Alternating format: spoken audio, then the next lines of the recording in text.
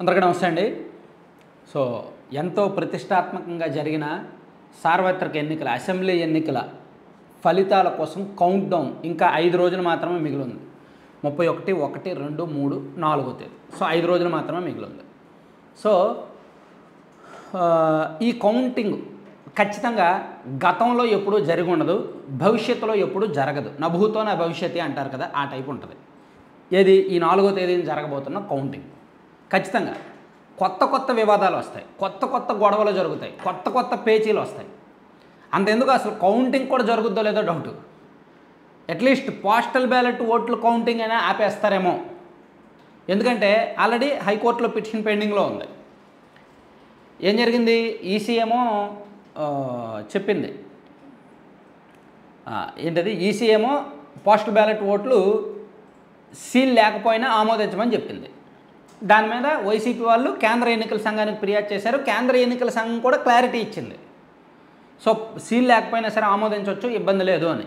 కానీ వీళ్ళు వైసీపీ ఏమో హైకోర్టుకు వెళ్ళారు. హైకోర్టులో లంచ్ మోషన్ పిటిషన్ విచారణకు స్వీకరించారు, జరుగుతుంది.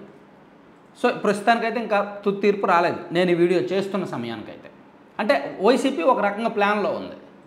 మేబీ పోస్టల్ బ్యాలెట్ ఓట్లు కౌంటింగ్ విషయంలో ఏమైనా హైకోర్టు ఆపమని చెప్తే మేబీ 99% ఆ ఛాన్స్ ఉండదు, ఏదో క్లారిటీ ఇచ్చేస్తుంది. ఎందుకంటే ఈ ఎలక్షన్ కమిషన్ వ్యవహారాల్లో కోర్టులు కూడా పెద్దగా జోక్యం చేసుకోవు.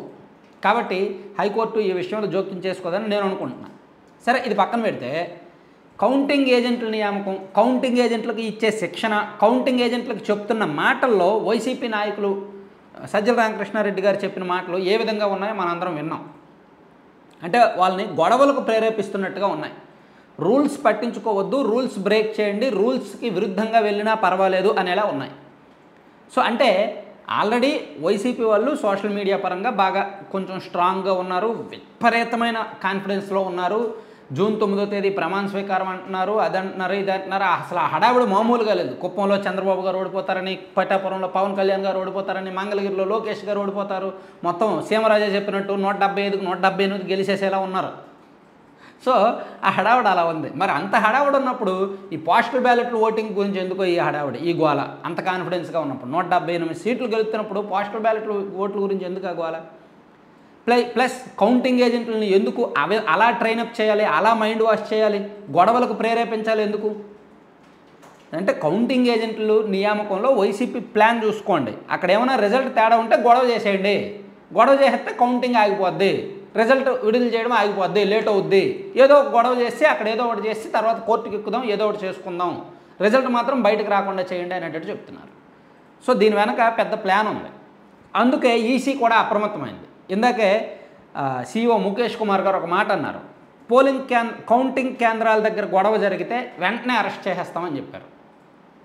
కౌంటింగ్ కేంద్రాల దగ్గర ఏజెంట్లు కానీ లేదా పక్కనున్న ఇంకెవరైనా సరే ఎక్స్ట్రా పర్సన్స్ వచ్చినా ఏ చిన్న గొడవ జరిగినా ఇమీడియట్గా అరెస్ట్ చేసేస్తాం, ఇంకా కేసులు విచారణ కూడా ఉండదు, ఇమీడియట్గా జైలుకు పంపుతామని చెప్పి అదే మాట వాడాడు ఆయన. కౌంటింగ్ కేంద్రాల దగ్గర ఎవరు గొడవలు చేసినా, ఎవరు ఎక్స్ట్రాలు చేసినా సరే జైలుకు పంపుతాం అని చెప్పాడు అనమాట. సో CEO కూడా, అంటే ఎలక్షన్ కమిషన్ కూడా అదే విధంగా ఉంది. వైసీపీ ఏ విధంగా అయితే మాట్లాడారో సో ఎలక్షన్ కమిషన్ కూడా ఇమీడియట్గా వార్నింగ్ ఇచ్చింది ఇండైరెక్ట్గా, జైలుకు పంపుతామని. ఇంతకుముందు ఎప్పుడు కూడా ఈ పరిస్థితి లేదు. కౌంటింగ్కి ముందు ఇంత హడావిడి, ఇంత అంటే గొడవలకు ప్రేరేపించేలాగా ఎవరు మాట్లాడాల. ఇన్ని ఎలక్షన్స్ జరిగాయి స్వాతంత్రం వచ్చిన తర్వాత. తెలుగుదేశం పార్టీ ఆవిర్భవించిన తర్వాత ఇన్ని ఎలక్షన్స్ జరిగాయి, 10 ఎలక్షన్స్. వైసీపీ ఆవిర్భవించిన తర్వాత మేబీ ఇది 3వ ఎన్నిక. సో గతంలోనూ లేని హడావిడి, ఆ ప్రేరేపణలు ఇప్పుడు ఎందుకు వస్తున్నాయి? వాటమి భయమా? వాటమి భయం వలన వచ్చిన ఫ్రస్ట్రేషనా? అందుకే అలా ప్రేరేపిస్తున్నారా అనే అనుమానాలు వస్తున్నాయి అన్నమాట. సో అంతా మీకు ఒక్కసారి ఆలోచించండి, జస్ట్ ఒక కామన్ సెన్స్ లాజికల్ మెథడ్లో ఆలోచించండి.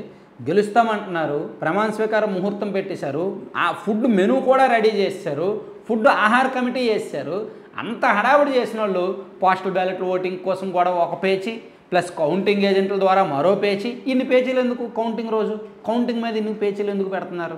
గెలుస్తామని నమ్మకం ఉన్నప్పుడు, గెలుస్తామనే నమ్మకం లేనప్పుడే ఈ పేచీలు పెడతారు. సో అదేదో అంటారు కదా, ఇంకా నేను చెప్పకూడదులే కానీ. సో మొత్తానికి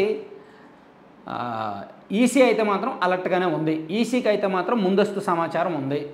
సో మరి ఆ రోజుకి అదనపు బలగాలు తెప్పిస్తారా లేదా అనేది మెయిన్. అదనపు బలగాలు ఉంటే బెటర్, ఎక్కువ మంది ఉంటే అంత బెటర్ అన్నమాట. Thank you.